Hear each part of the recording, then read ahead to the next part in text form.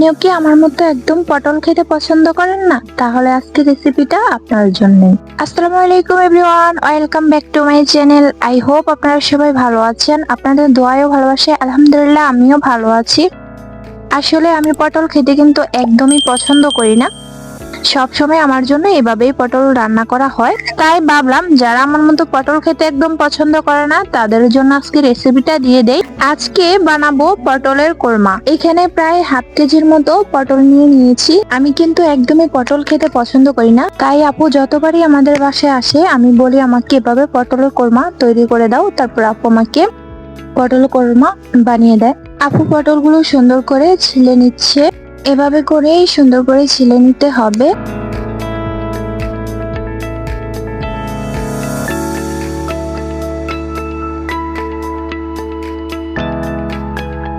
দেখতে দেখতে সবগুলো পটলই ছিলে নেওয়া কমপ্লিট। এবার দুই পাশে যে অংশটা এটা ফেলে দিতে হবে, এভাবে কাট করে ফেলে দিতে হবে।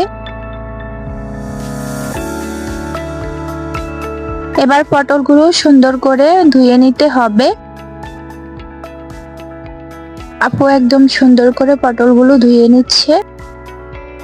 ধুয়ে নেওয়ার পর এভাবে করে কাট দিয়ে দিতে হবে যেন ভিতরে মশলা প্রবেশ করতে পারে। সবগুলো পটলের মাঝেই এভাবে করে আপু 3টা করে কাট দিয়ে দিয়েছে।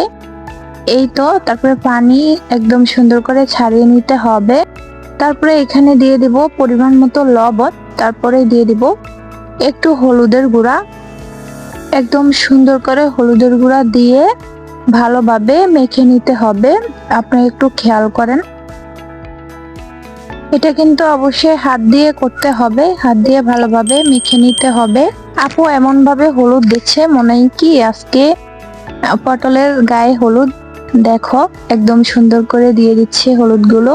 পটলের গায়ে হলুদ মনে করে একদম সুন্দর করে লাগাতে হবে। তারপরে এখানে নিয়ে নিয়েছে 10-12টার মতো কাঠবাদাম, আর এখানে নিয়ে নিয়েছে অনেকগুলো কিশমিশ।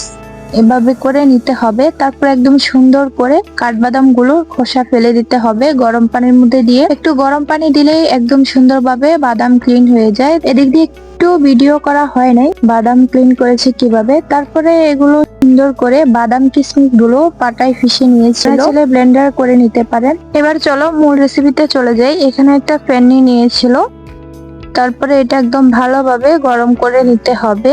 প্যানটা যখন গরম হয়ে আসবে ঠিক তখনই এখানে দিয়ে দেব সয়াবিন তেল। একটু বেশি করেই দিতে হবে এখানে, কারণ এখানে পটলগুলো ভাজা হবে। তেলটা যখন একদম ভালোভাবে গরম হবে ঠিক তখনই হলুদ মাখিয়ে রাখা পটলগুলো দিয়ে দিব এক এক করে।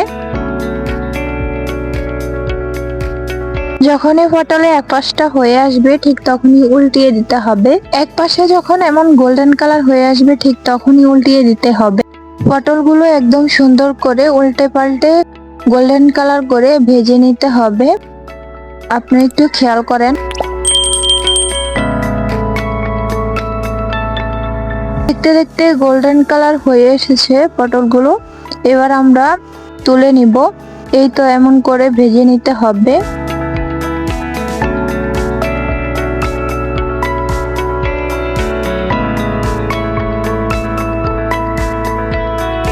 দেখতে দেখতে সবগুলো তুলে নেওয়া কমপ্লিট। এবার বাকি যেগুলো আছে সেগুলো দিয়ে দিব। ফার্স্টে অর্ধেকগুলো দিয়ে ভেজে নিয়েছে, এবার বাকিগুলো গোল্ডেন কালার করে ভেজে নিবে। এই তো এমন হলেই উঠিয়ে নিতে হবে। দেখতে দেখতে আমাদের বাকিগুলো গোল্ডেন কালার হয়ে আসছে। এবার আমরা এগুলোও তুলে নিব। এই তো তুলে নেওয়া কমপ্লিট। এবার যে তেলটা রয়েছিল পটল ভাজার পর এই তেলটার মধ্যে আমরা এখানে দিয়ে দিয়েছি 1 কাপ পরিমাণ পেঁয়াজ ব্লেন্ড। পেঁয়াজটা অবশ্যই ব্লেন্ড করে নিতে হবে। এবার পেঁয়াজটাকে সুন্দর করে তেলের মধ্যে ভেজে নিতে হবে।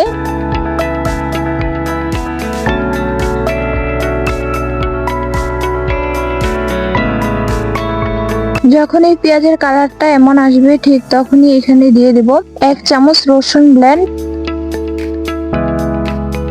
পরে দিয়ে দিব 1/2 চামচ আদা ব্লেন্ড। তারপরে আবার একটু নেড়ে ছেড়ে নিব।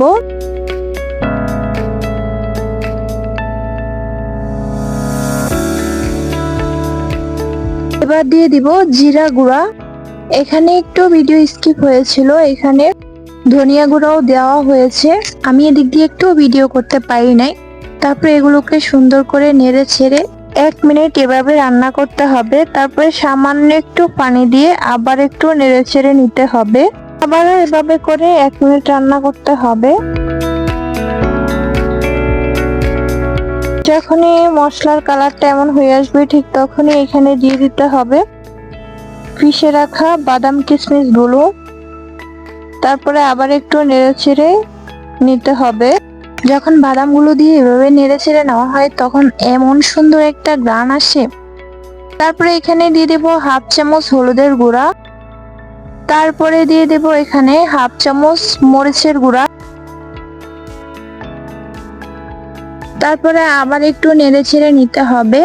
এই মশলাটাকে কিছুক্ষণ এভাবে তেলের মধ্যে ভেজে নিতে হবে।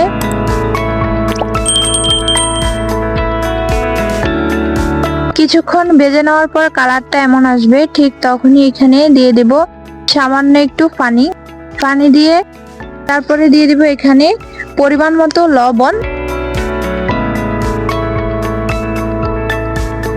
তারপরে আবার কিছুক্ষণ এভাবে নেড়ে ছেড়ে নিতে হবে। এবার ভালোভাবে মশলাটাকে কষাতে হবে নেড়ে ছেড়ে।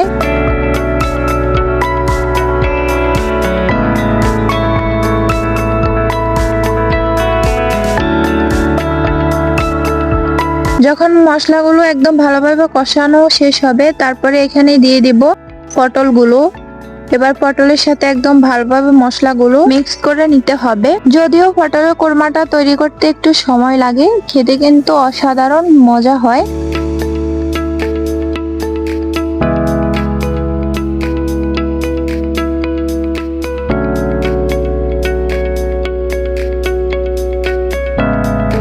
সবকিছু যখন একদম ভালোভাবে কষানো হয়ে যাবে ঠিক তখনই এখানে দিয়ে দিব একটু পানি দিয়ে তারপরে আবার একটু নেড়ে ছেড়ে নিব।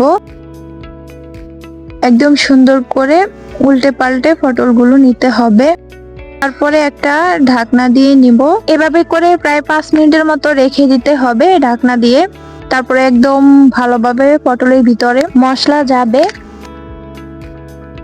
5 মিনিট পর আমরা এবার ফিরে আসছি। দেখেন আস্তে আস্তে করে কালারটা কিন্তু চেঞ্জ হয়ে আসে। এবার পটলটাকে একদম সুন্দর করে আবার উল্টে পাল্টে দিতে হবে। তারপরে আবার ঢাকনা দিয়ে কিছুক্ষণ রাখতে হবে। এভাবে ঝোলটা একদম ভালোভাবে শুকিয়ে নিতে হবে।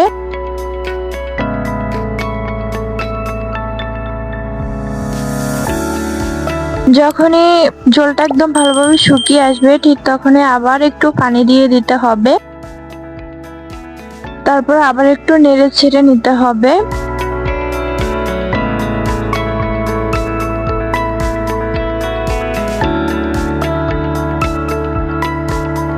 তারপরে আবার একটা ঢাকনা দিয়ে দিব।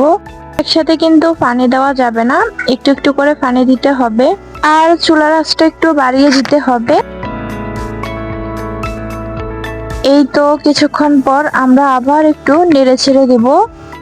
আবার কিন্তু ঝোলটা শুকিয়ে নিতে হবে। একটু নেড়ে ছেড়ে দেওয়ার পর এবার এখানে দিয়ে দেব 3টা কাঁচামরিচ মাঝখান দিয়ে একটু কেটে। এগুলো আমাদের গাছেরই ছিল মরিচগুলো। এই কাঁচামরিচটা চাইলে আপনারা স্কিপ করতে পারেন, এটা জাস্ট গ্রানের জন্য দেওয়া হয়েছে। অনেক সুন্দর একটা গ্রান বের হবে এই কাঁচামরিচের জন্য। এবার আর ঢাকনা দেওয়ার কোনো প্রয়োজন নেই। এভাবে কিছুক্ষণ রেখে দিলে ঝোলটা শুকিয়ে আসবে। তারপর এমন হয়ে আসবে। আমাদের কিন্তু প্রায় রান্না কমপ্লিট। দেখেন আস্তে আস্তে করে ঝোলটা কিন্তু শুকিয়ে আসছে আর কালারটাও অনেক সুন্দর হয়ে আসতেছে। চারপাশে তো একদম গ্রান ছড়িয়ে গেল। অনেক সুন্দর একটা গ্রান বের হয়েছে এই পটলের কোরমা থেকে। দেখতে দেখতে আমাদের রান্না কিন্তু একদম কমপ্লিট। দেখেন কতটা লোভনীয় হয়েছে। তো যারা আমার মতো পটল একদম খান না তারা এভাবে একবার হলো ট্রাই করে দেখবেন। আশা করি আপনাদের কাছে অনেক বেশি ভালো লাগবে। এটা কিন্তু ছোট বড় সবাই অনেক বেশি পছন্দ করবে। এই পটলের কোরমা কিন্তু একদম ভাত, রুটি, পোলাও সবকিছুর সাথে একদমই জমে যাবে। কারা কারা এমন পটলের কোরমা খেয়েছেন অবশ্যই কিন্তু কমেন্ট করবেন। আর যারা খান নাই প্লিজ একবার হলো ট্রাই করে দেখবেন। আপনাদের কাছে অনেক বেশি ভালো লাগবে। তো আজকে এই পর্যন্তই, দেখা হবে নেক্সট ভিডিওতে। সেই পর্যন্ত সবাই ভালো থাকবেন, সুস্থ থাকবেন। আল্লাহ হাফেজ।